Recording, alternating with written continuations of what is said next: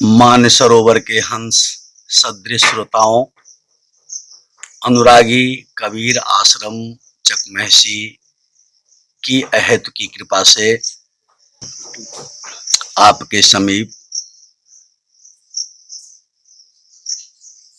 विष्णुदास के निवेदन को आत्मसात करने का प्रयास करेंगे। प्रेमियों, सदगुरु कबीर इस धराधाम पर संपूर्ण विवादों को समाप्त करने के प्रयास में प्रारंभ से देहावसान के अंतिम समय तक प्रयासरत रहे। उनके एक प्रयास पर नजर दें। कागज की नैया बनी पत्थर के करुआर, ता चढ़ी कबीर पुकारिया बूरत है संसार। दूसरी कड़ी, बूरत है तो बूरन दो, बूरत है संसार, तीन वस्तु नहीं बूरिया, सिल संतोष विचार। प्रेमियों, सदगुरु कबीर की यह वाणी थोड़ा सा अटपटी लगती है लोगों को, इसलिए कि वहां तक हम इस सामान्य सोच से पहुंच नहीं पा रहे हैं। वजह सिर्फ यही है, इस क्षणभंगुर शरीर को कागज की भांति सदगुरु कबीर दर्शाते हुए कहे जो तुम्हारा यह क्षणभंगुर शरीर कागज के जैसा है, और कागज के नैया पर पत्थर का करुवार कैसे रहेगा। यह काम क्रोध लोभ मोह तृष्णा अहंकार मद मत्सर जो हमारा है, वह दलील देने की पद्धति है जो मैं कह रहा हूं, जो मैं ही ठीक हूं। संसार अधूरा है, संसार गलत है। इशारा है साहब का, जो कागज की नैया बनी पत्थर के करुआर, ताचर ही कबीर पुकारिया। मस्तिष्क पर मालिक इशारा कर रहे हैं, जो संसार बुर रहा है। साहब संसार शब्द का उच्चारण इसलिए कहे किए, जो जहां संशय को सार मान के चलता है वह संसार है।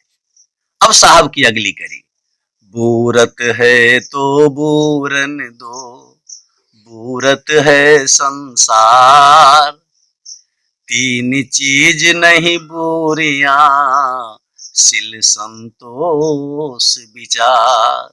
साहब कहे जो संसार को तो बुरना ही है, लेकिन यह तीन चीज मानव का नहीं बुरना चाहिए। वह सील, जो मानव का कैसा सील होना चाहिए। स्वभाव, मानव के शरीर में अंगूठे से लेकर मस्तिष्क तक मानव के नाम का कोई अंग नहीं है। विभिन्न प्रकार के व्यावहारिक आचरणों के बाद मानव का नाम मानव पड़ता है। तो सील, संतोष और विचार, कठिन से कठिन और विषम से विषम परिस्थिति में भी अपने मानसिक संतुलन को नहीं खोए, अपने विचार से अडिग नहीं हो, वह साहब विचार के है। अब प्रेमियों देखा जाए, मानव रोता हुआ जन्म लेता है, शिकवा शिकायत करता हुआ जीता है और आंसू बहाता हुआ चला जाता है। उसकी वजह है, जन्म से पहले और जन्म के उस अंतिम चरण में मानव माता के उस मल मूत्र के द्वार में एक ऐसे विषम स्थिति में समय बिताता रहता है, जो मालिक से निवेदन करता है, हे मालिक हमको इस अवस्था से निजात दिलाइए, बाहर करिए, त्राण दिलाइए। लेकिन यहां आने के बाद यह जो प्रकृति की हवा लगती है, तो बच्चे तुरंत कहते हैं कहां कहां कहां कहां। तत्क्षण बच्चा स्वीकार कर लेता है, जो नहीं, मैं आपके उस निवेदन को स्वीकार नहीं किया हूं। क्योंकि यहां आने के बाद यह संसार की जो हवा लगती है, तो उसकी सोच बदल जाती है और बच्चा तुरंत कहां कहां कहां कहां कहने लगता है। इसके बाद उसके जीवन शैली में जिस तरह की शिक्षा मिलती है, उससे संबंधित और विभागीय उसका मन, क्रम और वचन होता है। इसी बात को वेदव्यास साहब कहे, जो मातृदेवो भव, पितृदेवो भव और गुरुदेवो भव। जीव इस धराधाम पर आता है तो गुरु शरणागति के बाद जीव में आत्मा का बोध करा के परमात्मा पर विश्राम कराने का काम सिर्फ महात्मा कर सकते हैं, संसार के दूसरे लोगों से संभव नहीं है। और उन महात्मा गुरुओं की महत्ता कैसे है उस पर एक नजर। राम कृष्ण से को बरे तीनों तो गुरु किन, तीन लोक के वे धनी गुरु आगे आधीन। साहब कबीर की वाणी। अब हमारे तुलसी बाबा चिरस्मरणीय संत के रूप में इस धराधाम पर मानस को की रचना करके कहलाने वाले संतों की श्रेणी में आए। उन्होंने क्या कहा? गुरु बिन भवनिधि तरय न कोई, जो बिरंची शंकर सम होई। प्रेमियों, बिरंची का अर्थ होता है तीन और तीन का अर्थ होता है बिरंची, वह है ब्रह्मा विष्णु महेश। प्रेमियों, इस धराधाम पर आने के बाद ब्रह्मा विष्णु महेश को भी गुरु शरणागति की आवश्यकता हुई, रामकृष्ण को भी गुरु की आवश्यकता हुई, देवर्षि नारद को भी गुरु की आवश्यकता हुई, तो सामान्य मानव उस गुरु से अलग रह के कुछ कर नहीं सकता है। देखिए, प्रारंभ से मृत्यु के अंतिम क्षण तक जीव जिस किसी भी आदमी से कुछ सीख लेता है वह उसके गुरु होते हैं, जिन्हें सामान्य गुरु कहा जाता है। दूसरे शिक्षा गुरु होते हैं, जिनसे शिक्षा लेते हैं, कहते हैं जो हमारे शिक्षक शिक्षा गुरु हैं। तीसरे दीक्षा गुरु होते हैं, जो जीव के शरणागति के लिए उनको दीक्षा देते हैं, जिनको गुरु शरणागति कहते हैं। और उनके माध्यम से उनको सद्मार्ग बता के इस संसार से सागर से पार होने की जो विधि बताते हैं वे सदगुरु होते हैं। अब सदगुरु की कैसी चर्चा हुई उस पर एक नजर। साहब धर्मदास कहे,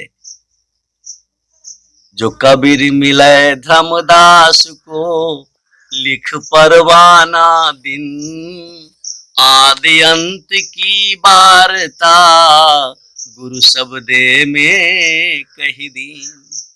प्रेमियों, एक से एक गुरुओं की चर्चा आई है, जिसमें साहब कबीर सदगुरु के रूप में जाने लगे।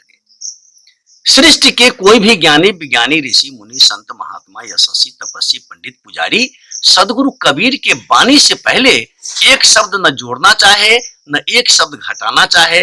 सदगुरु कबीर की वाणी परिपूर्ण है। उनकी एक वाणी और भी उपयुक्त है, उस पर एक नजर।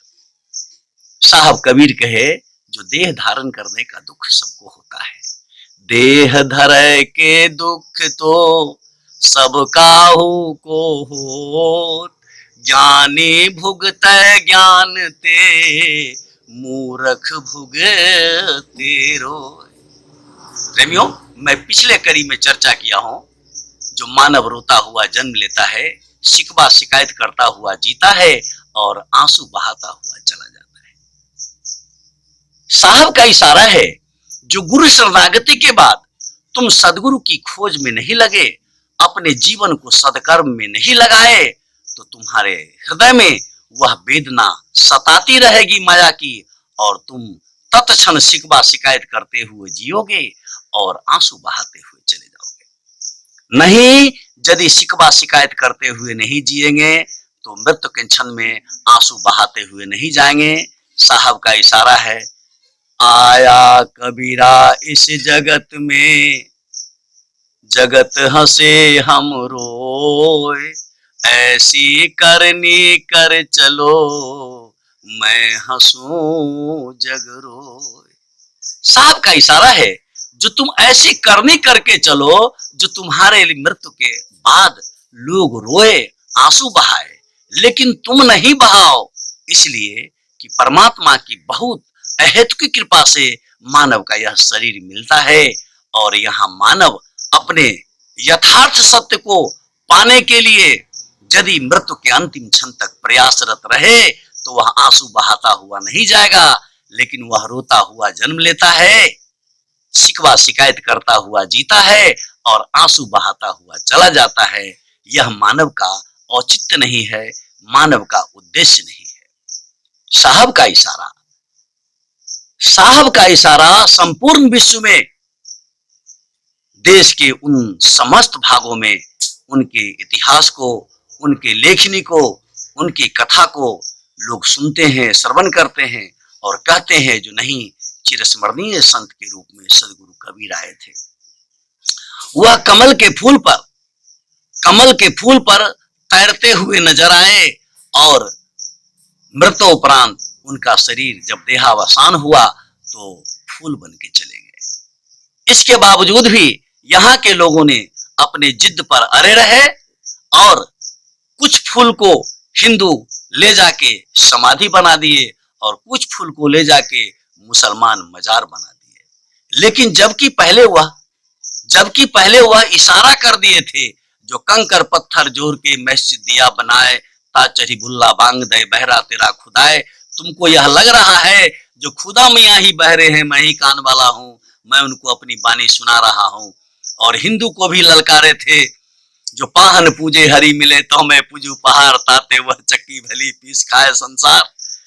इसके बावजूद भी दोनों अपने जिद पर अड़ा रहा और दोनों को संयुक्त प्रयास में कहे, साहब एक शब्द और कहे, जो हिंदू कहे मोहि राम प्यारा, तुर्क कहे रहीमाना, आपस में दो लड़ मुआ, मरम काहू नहीं जाना। इशारा था उनका, जो मालिक के मर्म को यदि जान लेते हो तो हिंदू मुस्लिम सिख ईसाई में झगड़ने से तुम्हारा कोई बेड़ा पार होने वाला नहीं है, तुम्हारी भलाई नहीं होगी, तुम्हारी भलाई इसी में होगी। जो तुलसी बाबा के इशारा को उसको ध्यान में रखो, जो सिया राम मैं सब जग जानी, कर प्रणाम जोर जुग पानी, हरि व्यापक सर्वत्र समाना, प्रेम ते प्रकट हो ईश्वर अंश जीव अविनाशी, चेतन अवल सहज सुखराशि। और इन समस्त बातों के लिए सदगुरु कबीर का कितना अच्छा इशारा है, उस पर एक नजर। साहब कबीर कहे, जो आए हैं एक देश से उतरे एक ही घाट, हवा लगी संसार की हो गए 12 बार, सब घट मेरो साइया सुनी सेज न कोई, बलिहारी वा घाट की जही घट पर गट हो। प्रेमियों, यह हम नहीं निर्णय कर सकते हैं जो इस घट में मालिक हैं और उस घट में नहीं है। इशारा है साहब का, जो खोजी हो तो तुरंत मिल जाऊं, एक पल के तलाश में मोको कहां ढूंढे बंदे मैं तो तेरे पास में। इसलिए हमको ध्यान देना है, जो मानव यहाँ आता है, मानव यहाँ जीता है और मानव यहाँ से जाता है। यह तो प्रकृति का नियम है, सारे लोग जाते हैं, लेकिन ऐसी करनी कर चलो मैं हंसू जग रोए। इसी के लिए जीव गुरु शरणागति होते हैं, गुरु के वचन को अपने जीवन में जोगाते हैं और व्यावहार रूपी आचरण से उसको जगाते हैं, तो वह जीव सत्य साबित होते हैं। इशारा है साहब का, जो जीव सोई जो जुग जुग जीवे, उत्पत्ति परलय माही, देह धरे भरमय 84 निर्भय कब होना है। जीव यहाँ भ्रमण करने के लिए, दिग्भ्रमित होने के लिए नहीं आया है, जीव यहाँ कुछ पाने के लिए आया है। अहेतु की कृपा से परमात्मा इस जीव को यहाँ भेजते हैं, जीव यहाँ आते हैं। अब उनके हृदय में यह बात होनी चाहिए, जो इस आवागमन के चक्कर से हम कैसे मुक्त हो जाएं, इसी के लिए जीव गुरु शरणागति होते हैं और गुरु के वचन को अपने जीवन में जगाने का प्रयास करते हैं। आज इस प्रयास में जो सफल होते हैं वे अमर हो जाते हैं, जो इस प्रयास में विफल हो जाते हैं उनकी नाम समाप्त हो जाती है। और साहब का एक और इशारा है, उस पर ध्यान दें और हम लोग विचार करें। एक आए हैं सो जाएंगे राजा रंक फकीर, एक सिंहासन चढ़ी चले एक बंधे जंजीर। प्रेमियों, गुरु शरणागति के बाद जीव गुरु के माध्यम से आत्मा का बोध करके परमात्मा पर विश्राम करते हैं तो सिंहासन से चलते हैं, नहीं तो जंजीर में बंध जाते हैं। इन्हीं बातों के साथ मैं अपने वाणी को विराम देता हूं। शाहबंदगी, शाहबंदगी, शाहबंदगी।